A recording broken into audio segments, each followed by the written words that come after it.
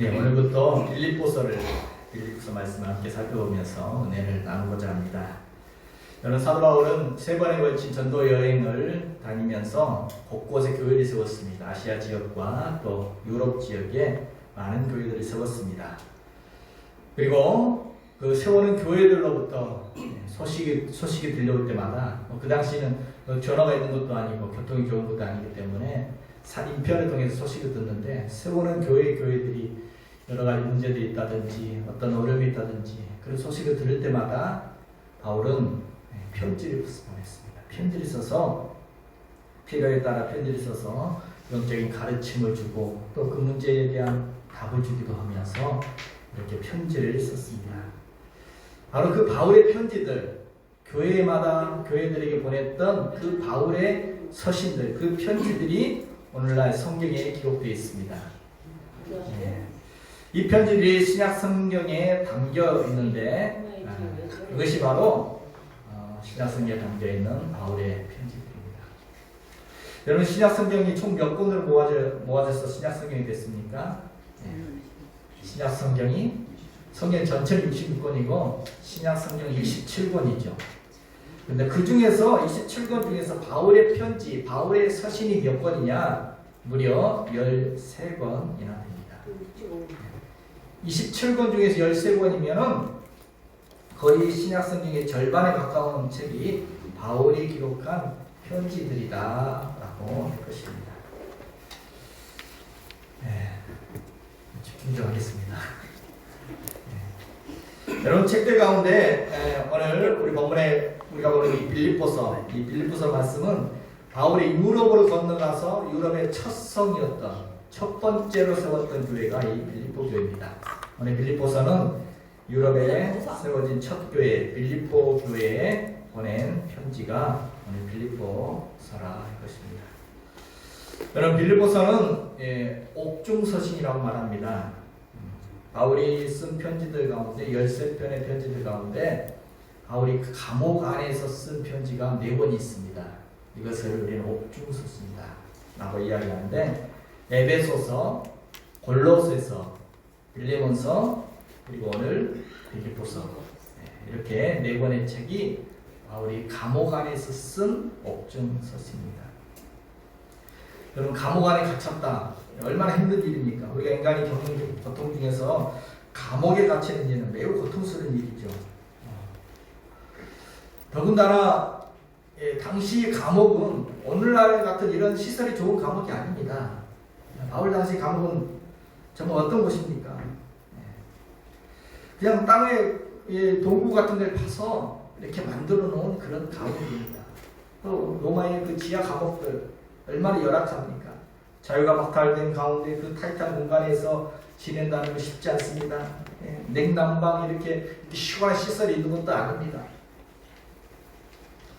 너무나 열악한 환경 속에서 또 얻어맞기도 하며 수없이 맞으며 또 제대로 먹지도 못하는 그런 감옥 생활, 정말 그 흥겨운 상황 속에서 바울이 편지를 썼다는 것입니다.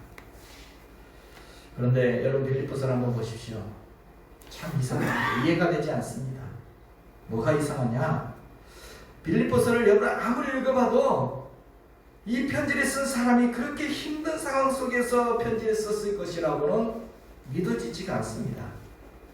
빌립보서 내용은 굉장히 긍정적입니다. 감사가 넘칩니다. 기쁨이 넘칩니다. 희망이 가득한 그런 편지가 이 빌립보서라는 편지입니다. 그래서 사람들은 빌립보서를 별명을 붙여서 빌립보서를 기쁨의 서신이다 라고 그렇게 부릅니다. 기쁨의 서신. 이 넉 장밖에 안 되는 이 짧은 글에, 이 책에 기쁨이란 단어가 무려 16번이나 나옵니다. 구구절절히 기쁨이 가득합니다. 빌립보서 전체가 기쁨이 충만한 바울의 편지라고 말해도 과언이 아닙니다. 여러분, 이해가 되십니까? 내용만 봐서는 감옥에 썼을 것이라고는 상상이 가지는 않습니다. 이해가 되지 않습니다. 아니, 어떻게 감옥 안에서 이런 감옥 안에서 쓴 편지의 주제가 기쁨일까? 그럼 그래서 감동이 있는 거죠. 고급 호텔에서 고급 호텔 스위트룸에서 뭐 샴페인 터트려가면서 쓴 편지가 아니라는 것입니다. 감옥에 갇혀서 기쁨을 얘기하고 있기 때문에 감동이 있는 것입니다. 어떻게 기쁨에서 써냈었을까? 예. 정말 언제 죽을지 모르는 그런 감옥의 그 불확실한 상황 속에서, 그 불안한 상황 속에서 불안해하고 두려워해야 하는 것이 정상일 것인데 오히려 기쁨을 이야기하며, 오히려 지금 감옥 밖에 있는 사람들이 향해서 주 안에서 기뻐하라 라고 이야기하고 있는 것입니다. 어떻게 그럴 수 있는가? 여러분, 빌립보서를 읽어보면 오늘 우리가 이 빌립보서를 통해서 여러분 지금 내 삶의 현장이, 내 현실이 사방이 꽉 막혀 있다라고 여겨질 때, 정말 감옥에 갇힌 것처럼 답답하고 힘든 상황 속에 있을 때 우리는 빌립보서를 읽어보면 어떻게 믿음 안에서 그 어려움들을, 그 고난을 이겨내며 어떻게 기쁘게 살아갈 수 있는지 그 답을 찾을 수가 있습니다. 깨달을 수가 있습니다. 여러분, 어떻게 사도 바울은 그 감옥 안에서 이렇게 기쁨의 편지를 쓸 수가 있었을까요? 어떻게 그럴 수 있었을까요? 오늘 본문 안에서 답을 찾을 수가 있습니다. 우리 1, 2절밖에 안 읽었습니다. 오늘 본문 1, 2절은 첫 인사말이죠. 첫 인사말입니다. 누가 누구에게 편지를 썼는지, 잘 지내느냐 이런 인사말인데 이 두 절만 보아도 우리는 바울이 왜 기뻐하시는지 알 수가 있습니다. 자, 오늘 1, 2절 첫 인사말입니다. 거기 보면 누가 편지를 썼다, 편지를 쓴 사람이, 편지를 보낸 사람이 누구다라고 기록되어 있습니까? 그리스도 예수의 종 바울과 디모데다. 또 받는 사람, 누구에게 편지를 보냈습니까? 받는 사람은 그리스도 예수 안에서 빌립보에 사는 모든 성도와 또한 감독들과 집사들이다. 첫 인사는 뭡니까? 하나님 아버지와 주 예수 그리스도로부터 은혜와 평강이 너희에게 있을지어다. 여러분, 이 첫 인사만 봐도 바울이 감옥 안에 있는 느낌은 전혀 들지 않죠. 여러분, 1절에 보면, 오늘 본문 1절에 보면 바울이 쓴 편지들 가운데 아주 매우 중요한 표현이 1절부터 나오고 있습니다. 바울이 쓴 편지들, 바울 서신에 무려 165번이나 나오는 표현이 여기 들어있습니다. 바울의 신학의 핵심 중에 핵심입니다. 그게 뭐냐? 제가 빨간 글씨로 해놨죠. 바울이 쓴 편지 13편의 편지들 가운데 무려 이 그리스도 예수 안에서라는 이 표현, 영어로는 in Christ, 헬라어로는, 성경 원어로는 en Christos라는 이 단어인데, 이게 디도서 한 것 빼놓고는 모든 바울 서신에 다 이 표현이 들어가 있습니다. 무려 165번이나 나오고 있습니다. 바울 편지들은 아니 이 말로, 이 표현으로 아예 고백을 하고 있습니다. 그리스도 예수 안에서. 이게 바울의 신학입니다. 지금 바울은 감옥 안에 있는 것이 아닙니다. 어디 안에 있습니까? 그리스도 예수 안에 있는 것입니다. 여기에 그가 어떻게 기뻐할 수 있는지 바울의 신학의 핵심이 있습니다. 바울이 그 감옥 안에서도 이렇게 기뻐할 수 있고 기뻐하러 말 수 있었던 것은 뭐 때문이라는 것입니까? 예수 그리스도, 예수 때문이라는 것입니다. 그는 감옥 안에 있었지만 바로 그 감옥 안에 예수님이 그와 함께 알려주셨다는 것입니다. 그는 예수님과 함께함으로, 예수 그리스도 안에 있음으로 말미암아 그는 기뻐할 수 있었다는 것입니다. 예수님은 사도 바울에게 있어서 그냥 신앙 정도가 아닙니다. 예수님은 사도 바울에게 있어서는 정말 살아계신 분이었습니다. 늘 나와 동행해 주시는 분이었습니다.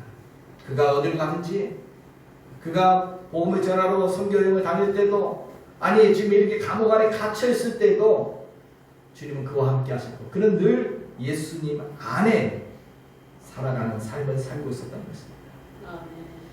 그래서 사도 바울이 예수님과 함께 동행한다면 그 어떤 것도 감수할 수가 있었습니다. 그 어떤 어려움도, 그 어떤 희생도 사도 바울은 상관하지 않았다는 것입니다. 이렇게 감옥 안에, 그는 감옥 안에 있는 것이 아니라 예수 그리스도 안에 있었기 때문에 이렇게 기쁨의 서신을 쓸 수가 있었습니다. 그래서 오늘 빌립보 교인들을 향해서도 오늘 바울은 너희는 누구냐? 너희들이 누구다라고 말하고 있습니까? 너희는 누구다? 오늘 1절에 표현해 보니까 너희는 그리스도 예수 안에서 빌립보에 사는 성도들이다. 오늘 우리가 누구라고요? 우리가 누구인지 정의해 두고 있습니다. 오늘 우리는 누구냐? 그리스도 예수 안에서 왕심리에 살고 있는 성도들입니다.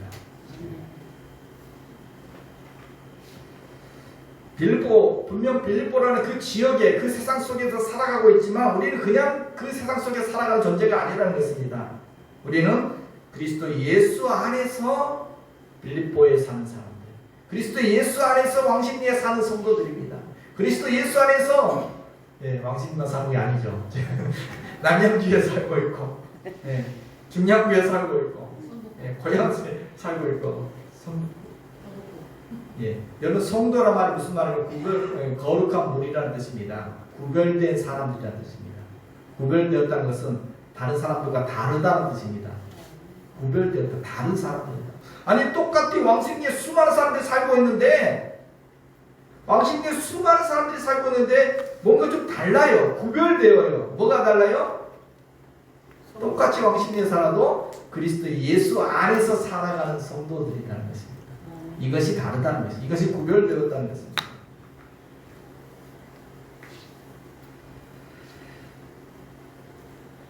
오늘 본문에 보면 빌립보 교인들을 부를 때 빌립보 교인들이 향해서 성도들이 먼저 나오죠. 성도들과 또 감독들과 집사들이라고 이렇게 순서가 그렇게 되어 있습니다. 여러분 감독은 오늘날로 말하면 목사님, 목회자를 이야기하는 거죠. 그리고 당시 집사는 오늘로 말하면 장로급에 있는 사람들이에요. 근데 순서가 뭘로 되어 있습니까? 목사, 장로, 성도가 아니라 성도들이 먼저 나오죠. 성도들 그리고 목사님, 장로님 이렇게 이야기합니다. 오늘날 많은 분들이 잘못 생각하기를 목사님은 다 귀하고 장로님은 정말 경건한 사람이고 그냥 성도는 그냥 직분도 없는 그냥 낮춰 부르는 말처럼 이렇게 생각하는데 아닙니다. 성도가 제일 중요한 것입니다. 성도가 가장 중요합니다.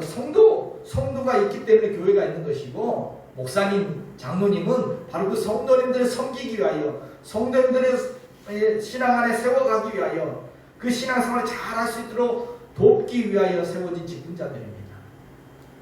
목사님도 성도고 장로님도 성도고 예수 그리스도 안에 살아가는 성도, 구별된 사람들, 거룩한 사람들이 오늘 저와 여러분인 줄 믿습니다. 아멘. 여러분 우리가 예수님을 믿는다라는 것은 뭘 믿는 것입니까? 우리가 예수님 믿는다. 뭘 믿는 거예요? 물론 가장 핵심적인 것은 예수님이 나의 구원자라는 것을 믿는 거죠. 그리스도 나의 구원자다. 죄와 죽음으로부터 나를 구원하신 나의 구원자라는 것을 믿는 거, 이거 핵심이죠. 그러나 우리가 예수님을 믿는다는 것은 그것만 믿는 게 아닙니다. 예수님 2000년 전에 십자가에서 나의 죄를 위해 죽으셨어. 그래서 나를 구원해 주셨어. 나의 구원자야. 이걸 믿는 것뿐만 아니라 우리가 예수를 믿는다는 것은 또 한 가지, 지금 예수님이 나와 함께 하신다는 것을 믿는 것입니다. 나를 구원하신 그 주님께서 지금도 나와 함께 하신다. 그 주님과 동행하며 살아가는 것이 중요한 것입니다. 신앙생활이란 주님 안에서 믿음으로 날마다 주님을 경험하며 살아가는 것이 신앙생활인 줄 믿습니다. 아멘. 그럼 날마다 주님을 경험하고 살아가고 계십니까? 주님과 함께 동행하며 살아가고 계십니까? 주님 안에서 살아가고 계십니까? 우리는 세상 한복판에 살아가지만 세상 사람들과 다른 것은, 구별된 것은, 야, 저 사람은 뭔가 달라. 똑같이 왕신에 살아가는 저 사람은 뭔가 달라. 뭐가 달라요? 우리는 그리스도 예수와 동행하며 그리스도 예수 안에서 살아간다는 것입니다.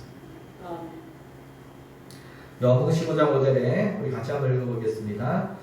나는 포도나무요 너희는 가지라. 그가 내 안에 그가 내가 그 안에 거하면 사람이 열매를 많이 맺나니 나를 떠나서는 너희가 아무것도 할 수 없습니다.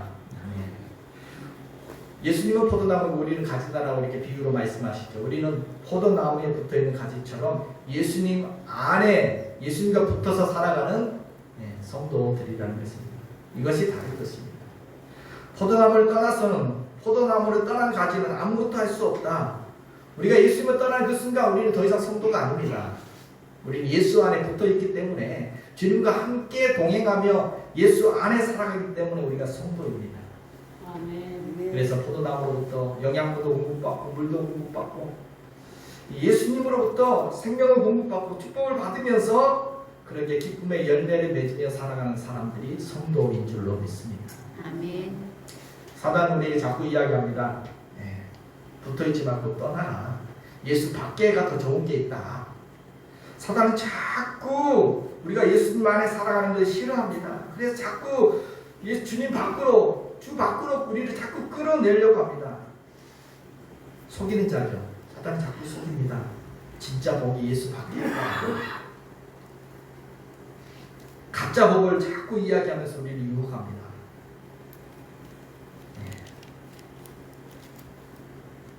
여기 복이 있다. 너가 주님 안에 있으니까 얼마나 힘드니? 이거 해라 저거 해라 얼마나 복잡하고 힘드니? 주 밖에 더 좋아. 주님 밖이 더 편하고 더 좋고 더 쉽다라고 더 좋다라고 자꾸 가짜 복으로 우리를 유혹합니다. 여러분 아닙니다. 10편 16편 2절 다윗은 이렇게 고백하죠. 우리 같이 한번 고백하겠습니다. 주는 나의 주님이시오니 주 밖에는 나의 복이 없다 이런나이다. 아멘. 주 밖에는 나의 복이 없다. 뒤집어서 말하면 주님만이 나의 복은 주님 안에 있다. 우리의 복은 주님 안에 있는 줄로 믿습니다. 아멘. 우리는 그리스도 예수 안에서 복을 누리며 살아가는 성도들인 줄로 믿습니다. 아멘. 여러분 주님 안에 살아갈 때 어떤 복이 있습니까? 우리 2절 말씀 같이 한번 보겠습니다. 하나님 우리 아버지와 주 예수 그리스도로부터 은혜와 평강이 너희에게 있을지어다. 아멘. 우리가 주님 안에 살아갈 때 어떤 복이 있다는 것입니까? 하나님 아버지와 주 예수 그리스도로부터 오늘 우리에게 은혜가 부어지는 줄로 믿습니다. 아멘. 여러분 집 떠나면 고생이라고 하죠. 상자처럼 집을 떠나면 고생입니다. 사단은 자꾸 집 밖에 예수 그리스도 밖에 거기 복이 있고 축복이 있다라고 이야기하지만 여러분 집 밖에는 은혜가 없습니다. 은혜, 여러분 은혜라는 말이 무슨 말이죠? 은혜. 바꿔 얼른. 자, 여러분 은혜라는 말이 무슨 말입니까? 은혜라는 말은 값없이 주어지는 선물, 값없이 주어지는 사랑이 은혜입니다. 여러분 집 밖에 거저주는 은혜가 있습니까? 그럼 집 밖에는 거저주는 은혜가 없습니다. 자녀들이 어렸을 때 부모 밑에 살아가다가 이제 상생해서 취직도 하고 세상 밖으로 나갑니다. 집 밖으로 나갑니다. 세상에 나가보면 은혜가 있습니까? 다 돈 주고 사야 합니다. 다 땀 흘려야 얻을 수 있습니다. 거저주는 게 없습니다. 여러분 집 밖에는 은혜가 없습니다. 거기는 다 대가를 지불해야 얻을 수 있는 것들입니다. 그런데 집 안에 있으면, 부모 안에 있으면, 자녀가 부모 안에 있으면 부모의 은혜를 누리죠. 값없이 주시는 은혜를 누리며 삽니다.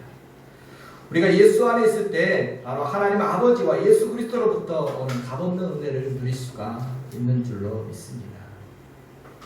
그래서 우리가 교회 안에서 가장 많이 사용하는 말 중에 하나가 바로 은혜라는 단어이죠. 은혜라는 말 우리가 얼마 많이 사용합니까? 은혜. 교회 밖에는 이 은혜란 말을 쉽게 사용하지 않습니다. 근데 교회에 오면은 은혜란 말을 왜 이렇게 많이 사용하는지. 우리가 신앙생활 은혜라는 말을 빼놓고는 설명할 수가 없습니다. 우리가 구원받는 것도 은혜고, 우리가 하나님의 자녀된 것도 은혜고, 오늘 우리가 이렇게 예배 드릴 수 있는 것도 은혜고, 그래서 모든 것이 은혜. 기독교는 은혜의 종교입니다. 그리고 하나님은 은혜의 하나님이십니다. 찬송가도 보면 은혜라는 주제가 얼마나 많습니까? 근데 찬송가 보면은 은혜라는 단어들이에요. 그런 주제가 많죠. 이 찬송가 썼던 그 작사자들이 실제로 삶의 현장에서 경험했던 자신들의 그 경험을 통해서 신앙 고백으로, 간증으로 은혜에 대해서 이야기합니다. 찬송가 304장에는 한없는 하나님의 사랑과 은혜가 얼마나 큰지, 이 하늘을 두루마리 삼고 바다를 먹물 삼아도 다 기록할 수 없다라고 이야기하죠. 찬송가 302장에는 내 주 하나님 넓고 큰 은혜는 얼마나 큰지 저 바다보다 넓고 깊대요.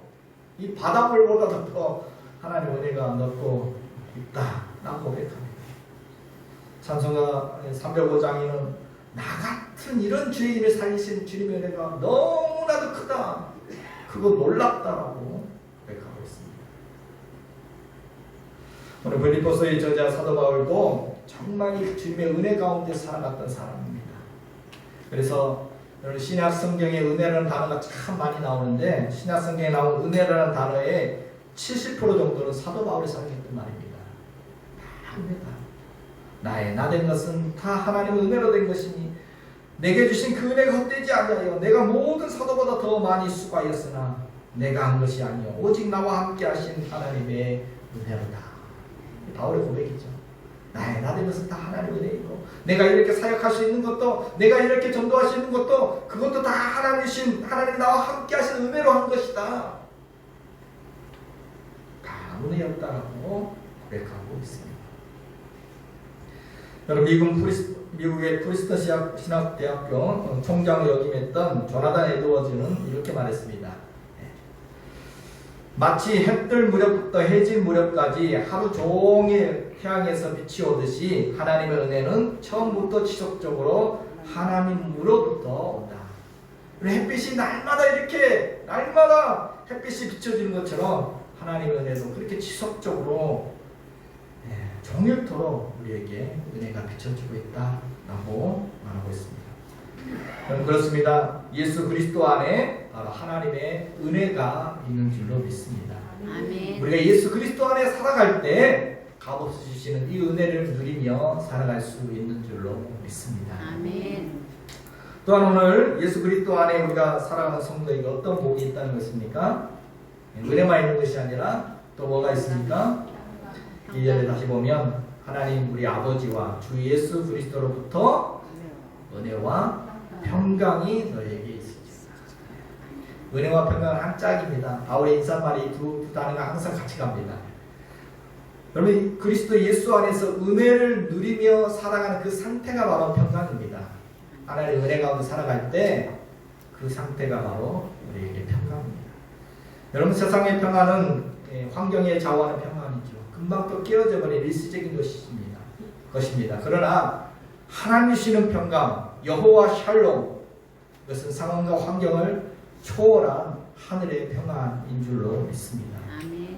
여러분 세상이 주는 것은, 돈이 주는 것은, 과학이 주는 것은 평안이 아니라 편안입니다. 편안. 우리는 편안하게 하지만 참 평안을 주는 것은 아닙니다. 하나님께서 세상이 줄 수 없는, 세상이 알 수 없는 참 평안을 우리에게 주실 줄로 믿습니다. 아멘. 집 밖에는 천둥 번개가 치고 있지만 엄마 품 안에 안겨있는 아이는 세상 아랑곳하지 않고 새는 잠을 잡니다. 바로 우리가 주님 품 안에 안겨있을 때 세상의 풍파가 몰아치고 코로나가 닥치고 난리가 아니지만 그 품 안에서 평안히 쉼을 누릴 수 있는 것, 이것이 하나님 주신 평안입니다. 이 모습하고 세상 속에 똑같이 살아가고 있는데 이것이 바로 다른 모습, 구별된 성도의 모습입니다. 한 목사님이 이런 간증을 했습니다. 이 목사님이 어느 날 아내로부터 급한 전화를 받았습니다. 당시 6살이었던 큰아들이 갑자기 없어졌다는 전화를 받았습니다. 아들이 사라졌다는 것입니다. 엄마가 이 아내가 한 살 된 둘째 아이를 돌보는 사이에 큰애가 도서관에서 없어졌습니다. 급하게 아이를 잃어버린 곳에 가서 아이를 찾습니다. 1시간이 훌쩍 지났습니다. 이제 1시간 반이 지나가는데도 아이가 나타나지 않습니다. 이제 밤이 되었습니다. 너무 두려웠습니다. 찾고 찾습니다. 아무리 찾아봐도 아이가 갈 만한 곳은 아무리 찾아봐도 아이가 없습니다. 그래서 이제 경찰에 신고해야 되겠다. 경찰에 신고하기 직전에 혹시 집에 갔을까? 그런 생각이 들었습니다. 집이 너무 멀었기 때문에 도저히 그 6살 된 아이가 집에까지 갔을 것이라는 생각지도 못했는데 혹시나 해서 집으로 달려갔습니다. 공동현관에 아파트 밖에 현관에 공동현관 비밀번호 넣고 집이 8층으로 올라갔습니다. 8층으로 올라갔더니 거기에 아이가 있을 것이라고 생각하지 못했는데 그 어두컴컴한 통로 사이에서 누가 쭈그러 앉아 있습니다. 6살 아이가 거기까지 와서 쭈그러 앉아 있었어요. 아빠를 보는 순간 그 아이가 달려옵니다. 달려와서 아빠 품에 안겨서 엉엉 울고 웁니다. 여러분, 이 아이의 심정을 한번 생각해 보십시오.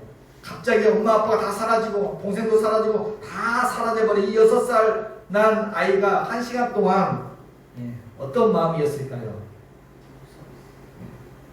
그 아이에게 무엇이 평강을 주겠습니까? 무엇이 그 아이를 진정시키고 위로를 주겠습니까? 매일같이 레고 사달라고 졸라댔었는데 만약에 레고를 사줬다고 해서 그 아이가 마음의 위로를 받을까요? 아, 나 이제 레고 장난감 생겼으니 엄마 아빠 안 보여도 괜찮아, 이렇게 할 수 있을까요? 아니죠.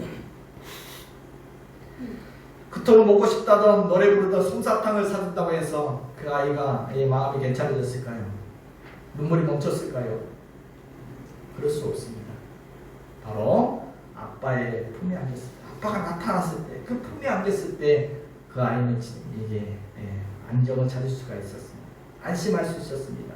비로소 눈물을 멈출 수가 있었습니다. 비로소 마음의 평화를 찾을 수가 있었습니다. 여러분, 우리 영혼도 마찬가지인 줄로 믿습니다. 하나님 없는 그 어디에도 참된 평화는 없습니다. 오늘 우리는 주님이 필요합니다.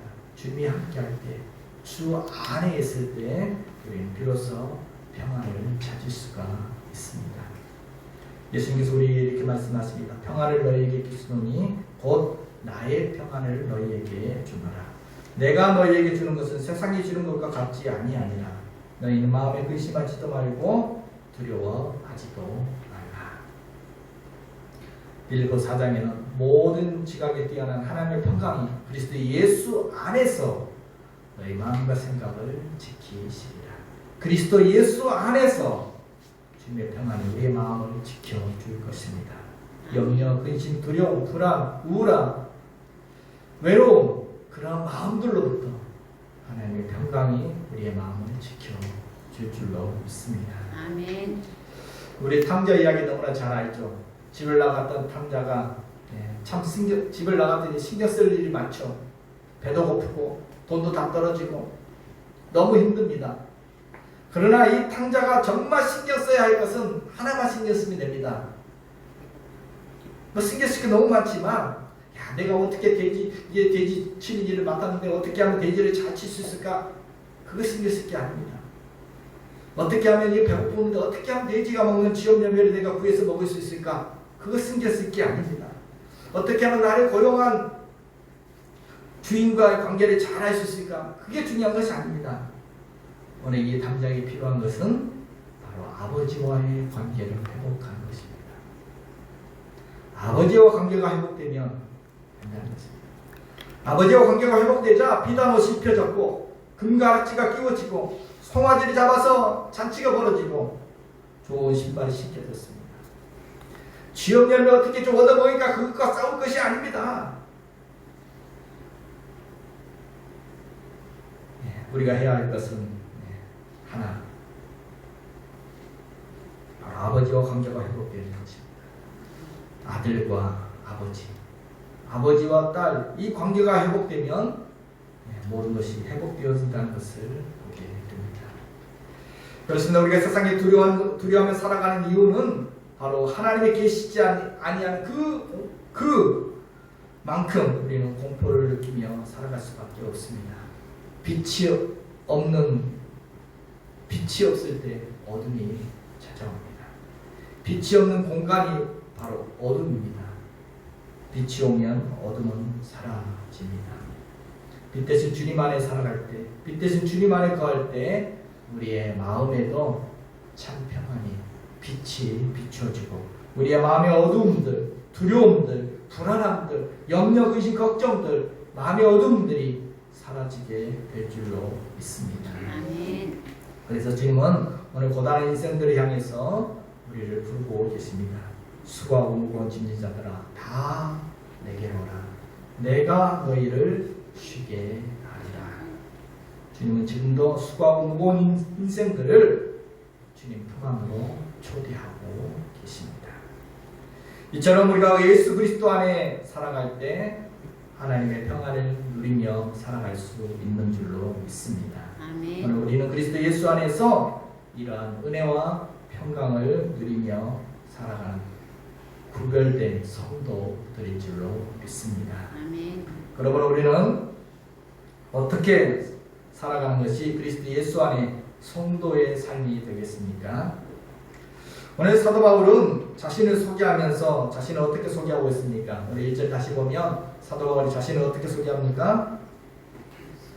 그리스도 예수의 종 바울과 디모데는 그리스도 예수 안에 있는 빌립보에 사는 모든 성도와 또한 감독들과 집사들에게 편지하는.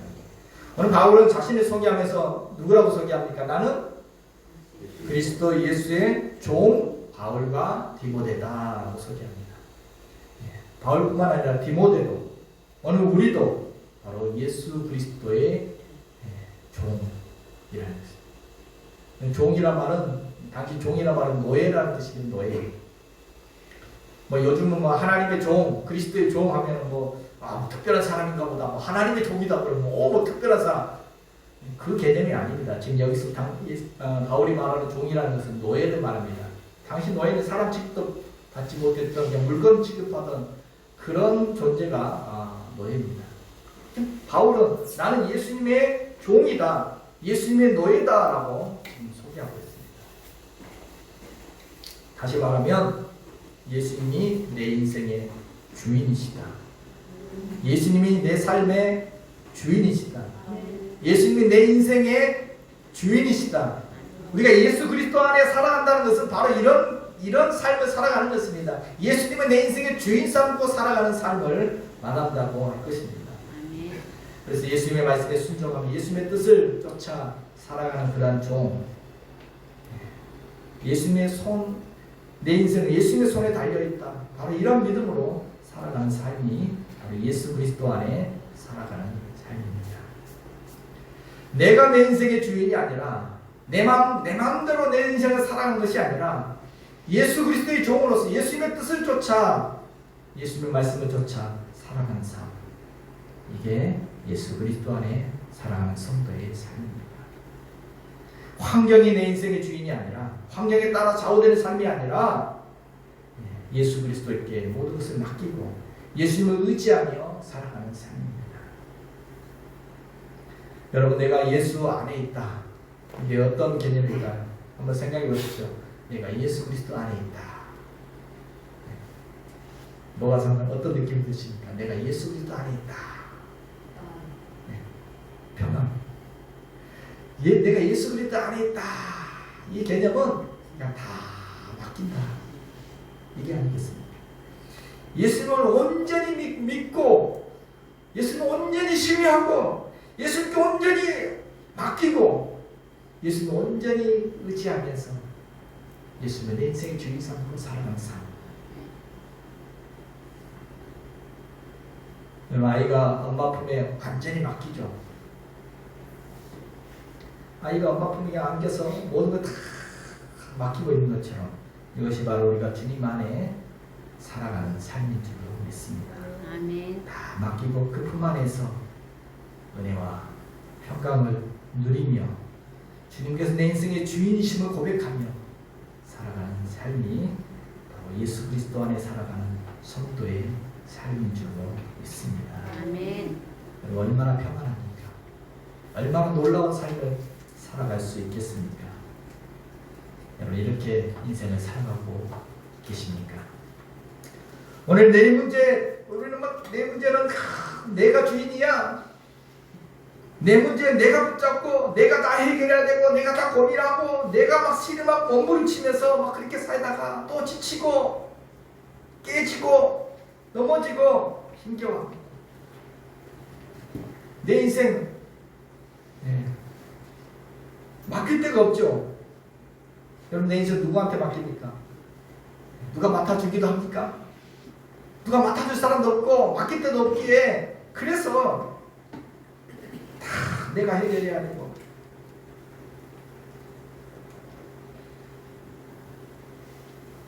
내 문제 내가 고민하고 속상해 답답해하고 괴로워하면서 그렇게 살아갑니다. 그러나 성도는 다릅니다. 오늘 우리 인생은 주님 안에 있습니다. 주님 안에 맡기고 주님 의지하고 주님 안에 살아가는 것이 이것이 세상 사람들과 구별된 성도의 삶이고 성도의 특권입니다. 아멘. 이렇게 누리며 살아가십시오. 예수 믿는다는 게 뭡니까? 맡기는 것입니다. 주님 안에 거하며 주님께 맡기며 살아가는 것입니다. 주님은 내 인생의 주인 삼고 내 가정의 주인 삼고 내 인생의 주인 삼고 나는 주님의 종으로서 주님의 말씀을 따라서 살아가는 것입니다. 이것이 똑같이 왕십리에 살아가지만 예수 그리스도 안에서 왕십리에 살아가는 성도의 삶인 줄로 믿습니다. 아멘. 찬송가 370장 이런 가사 내용이죠. 주 안에 있는 나에게 주님 안에 있는 나에게 주님 안에서 살아가는 나에게 땅 근심이 있으랴 십자가 밑에 나가 내 짐 다 주님을 찬송하면서 할렐루야 할렐루야 내 앞길 멀고 험해도 나 주님만 따라가리. 이게 성도의 생명입니다. 그 두려움이 변하여 내 기도가 되었고 전날의 한숨 변하여 내 노래가 되었네. 내 주는 자비하셔서 늘 함께 계시니 내 궁핍함을 아시고 늘 채워주시네. 내 주와 맺은 언약은 영 불변하니 그 나라 가기까지 늘 보호하시네. 아멘. 주님을 찬송하면서 할렐루야 할렐루야 내 앞길 멀고 해도 나 주님만 따라가리. 이게 성도의 삶인 줄로 믿습니다. 아멘. 성도가 누구라고요? 구별된 사람, 다른다는 것은 다른 사람. 똑같이 왕심리에 살아도 저 사람은 뭐가 다르네? 뭐가 달라요? 그리스도 예수 안에서 왕심리에 살아가는 성도 구별된 사람. 아니 저 사람은 왜 이렇게 웃지? 저 다 이렇게 힘든데 너는 왜 항상 웃니? 뭐가 다르다? 너는 왜 그렇게 평안할 수 있니? 너는 무슨 은혜로 그렇게 살아가니? 세상 사람들은 모릅니다. 뭘 몰라요? 우리는 그리스도 예수와 함께 그리스도 예수 안에서 주시는 하나님의 은혜와 평강을 누리며 살아가는 성도들인 줄로 믿습니다. 아멘. 오늘도 그리스도 예수 안에서 예수님을 내 인생의 주인으로 삼고 그 은혜와 평강을 누리며 살아가는 성도의 삶을 살아가는 저 여러분 되시기를 주님의 이름으로 축복해 드립니다. 아멘.